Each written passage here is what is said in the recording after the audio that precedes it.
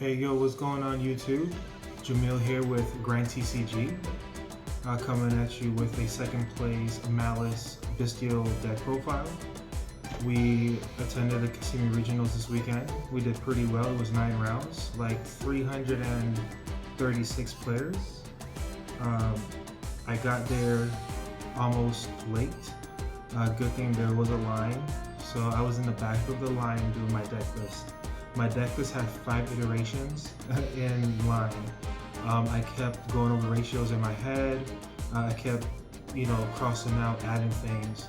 So finally, right when it was my turn to, sign up, we said, okay, well, this is what we're gonna play, and it worked out. So, good job to all the judges and everybody at the Kissimmee Regionals. You guys always do great. Round 1, I played Voiceless Voice Dogmatica. Round 2, we played Blue Eyes, White Forest, Fiendsmith, Azimania, 60 card pile, a whole bunch of hand traps. Round 3, we played Fiendsmith Odeon. Shout out to the homie Marco. It was a good game, buddy. Round 4, we played Blue Eyes. Round 5, we played the winner, Geo. Good job, Geo. It was a good game.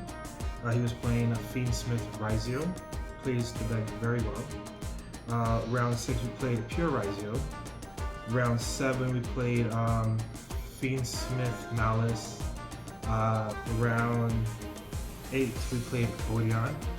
Shout out to the homie Marcus. It was a good game, buddy. Round 9, we played Maliss. Okay, so I'm gonna go ahead and show you guys the deck profile.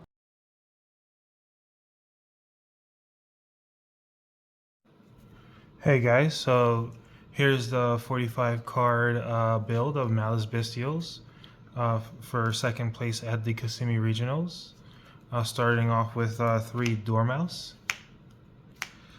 3 White Rabbit, 3 Chessy Cat. That's it for the Maliss monsters. We went ahead with 3 Ashes in the main, of course. 3 Drolls, the best hand trap right now. This right here, we played the 1 Effect Veiler. This is one of the reiterations I made last minute because I needed a Metatronus target. Although Droll is a Metatronus target for Blue Eyes, I needed a Metatronus target for the Heavenly Spears. Believe it or not, this card right here won me 3 matches. It won me my last match, round 9. It won me a match where I needed a monster to normal summon to go Maliss combo. So I normaled the Effect Veiler, and then it actually worked. Did its job as a hand trap again. So it never came up to be a Metatronus target, but of course it's a Metatronus target. So shout out to the MVP hand trap, Effect Veiler. Alright. We did, so now the Bystial count is more of a ratio wise, and so that's why we play like weird numbers. I played just 2 Lubellion. The reason I play 2 Lubellion is because we play 2 Surinir. Surinir is technically Lubellion because it gets Lubellion to your graveyard. You can either add it back to your hand with Firewall Dragon, or if you have another Bystial, you just get access to Regain that way. And also technically, Regained is a 3rd Lubellion, because that's all Lubellion is for, really, is the Regain, and then searching out your Magnamut. So you're still playing 3 Magnamut instead of 4, but ratio-wise, you don't want to see 2 of these in your hand, you just want to see 1. The deck draws so much to where you're going to hopefully draw into a Lubellion. And also, I didn't want to have 2 Lubellions in hand to where I lose the Droll. Where the deck doesn't really lose the Droll, but why build it so it loses the Droll? But the 2 ratio here was perfect. This was perfect. I didn't want to see really too much of these in my hand. The 1 Magnamut, the 3 Druisworm card is broken. It outs a lot. It does a lot. The three ball drake. Sorry, the two ball drake. The two ball drake was good ratio wise. I didn't want to see more than one ball drake in hand because it's only good if you have another Bystial on field or another light or dark on field to use its effect. So that's it for the Bystial lineup. The ratio for the Bystials was perfect. For the deck being 45 cards, we were playing a total of 1, 2, 3, 4, 5, 6, 7, 8, technically 9, 10 Bystials. So you should be able to see at least one, maybe two in your hand. You don't want to brick on a handful of Bystials. That's another reason why we max out on the Maliss monster lineup. We played the 1 regain. I played 3 underground. Going second, I side this card out. Sometimes, depending on the matchup, I will side this card out, and especially like you want to side this card out because they're gonna side in shifter versus you don't want to activate this and next you activate shifter. You know, you want to if there's another card you can side in to help you and you need a side out space, you side out one of these because you want to see a Maliss monster with a Bystial really. I played the 3 allures. Oh my god, allures are broken in this deck. What a lot of seasoned players are doing, they're holding the Lancia to have you waste like this or have you commit to a normal to where you activate the effect, they Lancia you. So sometimes big brain play or I'm just super risky, I keep the allures in. And my first action, if I draw it, going first or second, I just activate it. So you draw it so you don't banish anything, which you're hoping to draw into one of your border breakers. Or something to help you push through Lancia.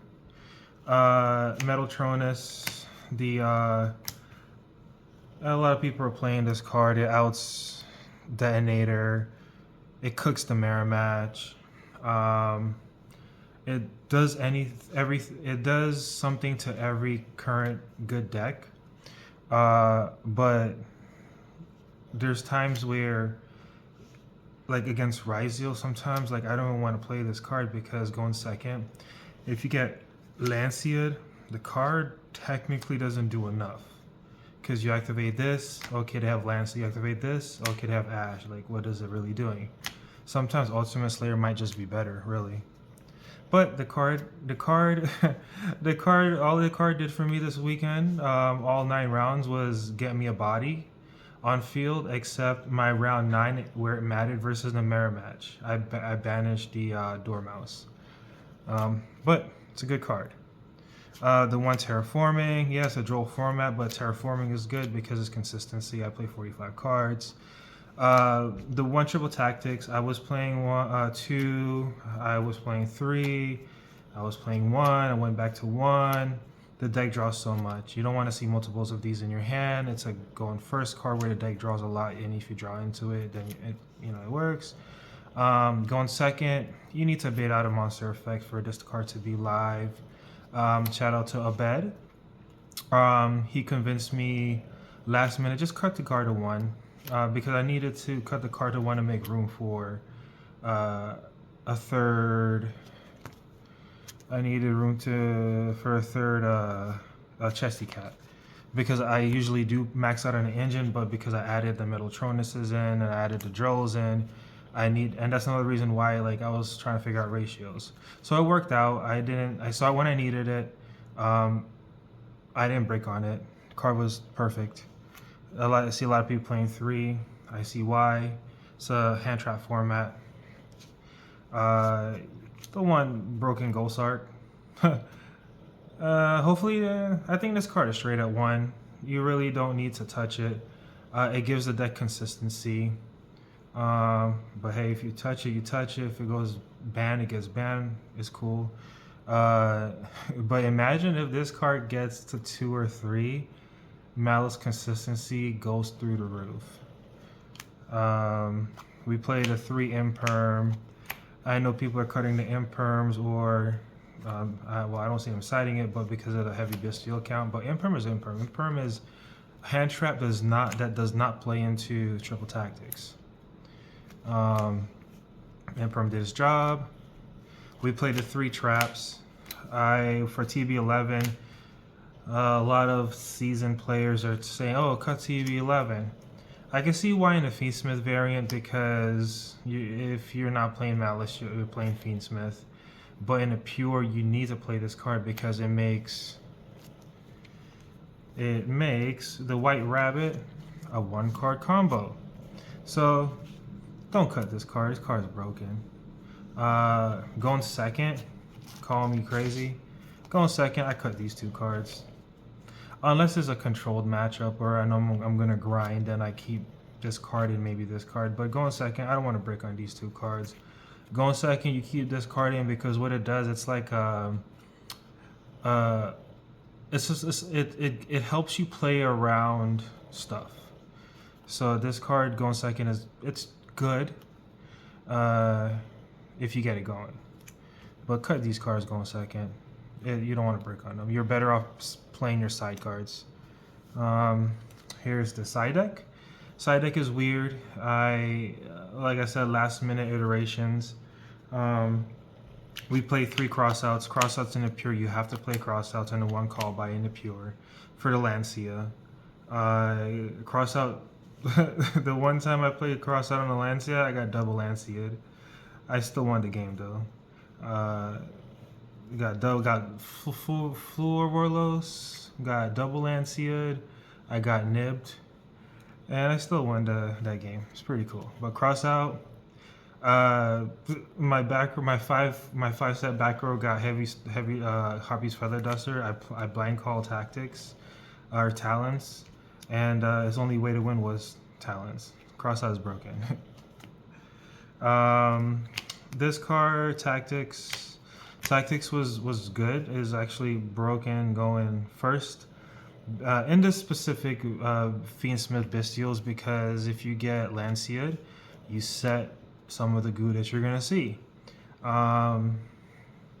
But this card going second, it's not really worth it per se, because if you get Drolled going second, you don't want to set the card you're searching. You want this card to get you the card that will help you push through their board.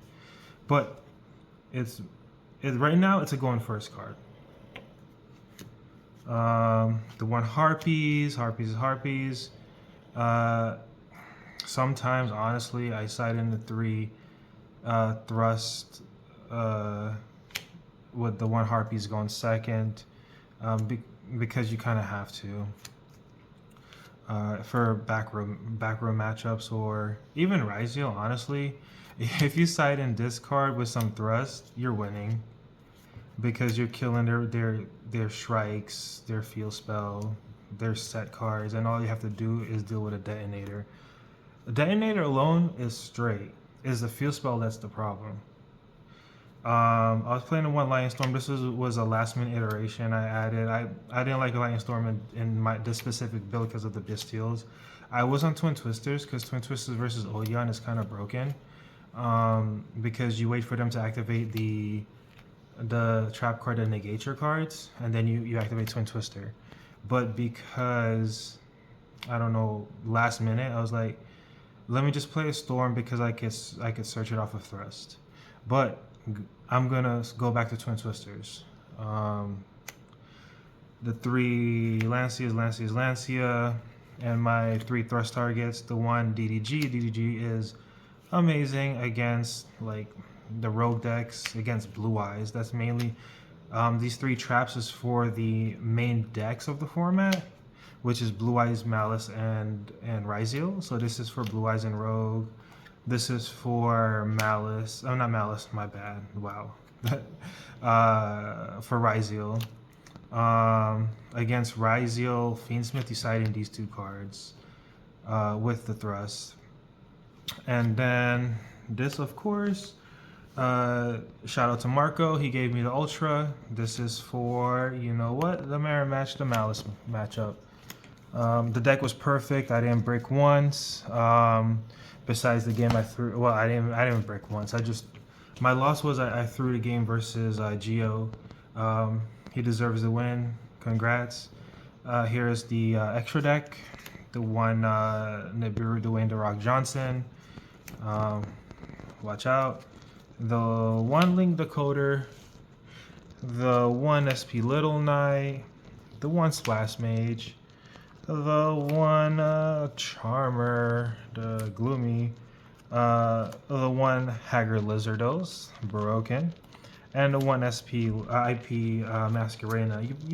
You make this card when you get Molcharmid, or if you get Lancia. This card, it comes up. It doesn't come up a lot, but when it comes up in those important situations. If you didn't have this card in the pure build, you would lose those situations. But this card, it's good. Keep it in. Don't cut it. We played the 1 Heart Cryptor. Heart Cryptor is broken, of course. You know that. If it points to a monster, it cannot be negated. Remember that. White Binder, the Red Ransom. And then we have the Firewall Dragon, Access Code Talker, the 1 Bow, the 1 Floodgate Nightmare Griffin, and then the Metatronus Target, broken, best card in my extra deck that I never summoned.